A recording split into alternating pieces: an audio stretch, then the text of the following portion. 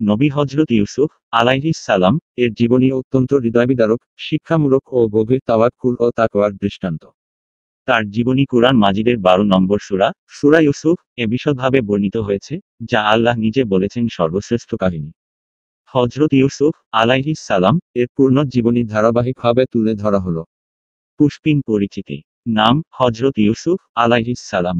পিতা হযরত ইয়াকুব আলাইহিস সালাম। মাতা রাহিল। উম্মত বনি ইসরাইল। জন্মস্থান ফিলিস্তিন।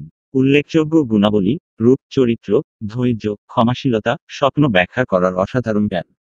লার্জ ডায়মন্ড শৈশব ও ভাইদের হিংসা। হযরত ইউসুফ ছিলেন হযরত ইয়াকুব আলাইহিস সালাম এর পুত্রদের মধ্যে সবচেয়ে প্রিয়। তার রূপ ছিল অতুলনীয় এবং তিনি ছোটবেলা থেকেই শান্ত, ধৈর্যশীল এবং ঈমানদার ছিলেন।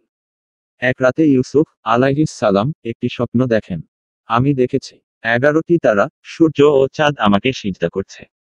এই স্বপ্নটি তিনি তার পিতাকে বললে হযরত ইয়াকুব আলাইহিস সালাম বুঝতে পারেন এটি একটি মহান ভবিষ্যৎ ঘটনার ইঙ্গিত। তবে তার এই প্রিয়তা ভাইদের মধ্যে হিংসার সৃষ্টি করে।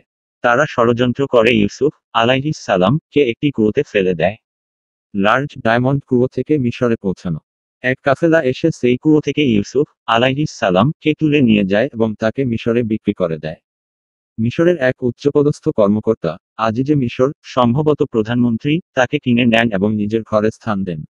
লার্জ ডায়মন্ড জুলাইখার ফিতনা ও কারাবাস। আজিজের স্ত্রী জুলাইখা ইউসুফ আলাইহিস সালাম এর রূপে মুগ্ধ হয়ে তাকে কুপ্রস্তাব দেয়। কিন্তু ইউসুফ আলাইহিস সালাম তা প্রত্যাখ্যান করেন।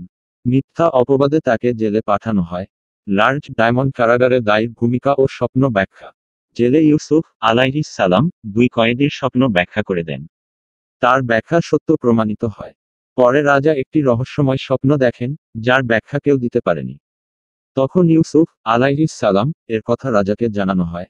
তিনি রাজাকে জানান 7টি সচ্ছল বছর আসবে, এরপর আসবে 7টি দুর্ভিক্ষের বছর। রাজা তার প্রজ্ঞায় মুগ্ধ হয়ে তাকে মুক্ত করে দেন এবং গুরুত্বপূর্ণ দায়িত্বে নিয়োগ করেন। লার্জ ডায়মন্ড মিশরের অর্থমন্ত্রী নিযুক্তি। রাজা ইউসুফ আলাইহিস সালাম কে অর্থমন্ত্রী নিযুক্ত করেন। তার পরিচালনায় মিশর দুর্ভিক্ষের সময় সুদৃঢ়ভাবে টিকে যায়। লার্জ ডায়মন্ড ভাইদের পুনর্মিলন। দুর্ভিক্ষের সময় তার ভাইয়েরা খাবার নিতে মিশরে আসে। ইউসুফ আলাইহিস সালাম তাদের চিনলেও তারা তাকে চিনতে পারে না। ধাপে ধাপে তিনি তাদের পরীক্ষা করেন এবং অবশেষে নিজেকে পরিচয় দেন। লার্জ ডায়মন্ড পিতা পুত্র পুনর্মিলন ও স্বপ্ন বাস্তবায়ন। অবশেষে হযরত ইয়াকুব আলাইহিস সালাম ও পরিবারের সবাই মিশরে আসেন। তখন ইউসুফ আলাইহিস সালাম এর স্বপ্ন সত্যি হয়। 11 ভাই, পিতা ও মা তার সামনে মাথা নত করেন, যা ছিল সিজদায়ে তাজিম। লার্জ ডায়মন্ড ইন্তেকাল। হযরত ইউসুফ আলাইহিস সালাম দীর্ঘ জীবন পেয়ে শেষ পর্যন্ত মিশরে ইন্তেকাল করেন। মৃত্যুর সময় তিনি বলেছিলেন, হে আমার প্রতিপালক, তুমি আমাকে শাসন ক্ষমতা দিলে এবং তুমি আমাকে স্বপ্নের ব্যাখ্যা শেখালে। তুমি দুনিয়া ও আখিরাতে আমার অভিভাবক। আমাকে মুসলিম হিসেবে মৃত্যু দাও এবং সৎকর্মীদের সঙ্গে মিলিত করো। সূরা ইউসুফ 101। বুক শিক্ষণীয় বিষয়সমূহ: হিংসা ও ঈর্ষার পরিণতি, ধৈর্য ও তাকওয়ার প্রতিদান, ক্ষমা ও সহনশীলতা, আল্লাহর উপর তাওয়াক্কুল, নবীদের চরিত্র ও শিক্ষা মানুষের জন্য আদর্শ। হযরত ইউসুফ আলাইহিস সালাম এর জীবনী কেবল একটি ব্যক্তিগত কাহিনী নয়, বরং এটা দুনিয়ার সব মুমিনের জন্য এক উজ্জ্বল আদর্শ। কুরআনে তাকে নিয়ে একটি পূর্ণ সূরা থাকা প্রমাণ করে যে তার জীবনের শিক্ষা কালজয়ী।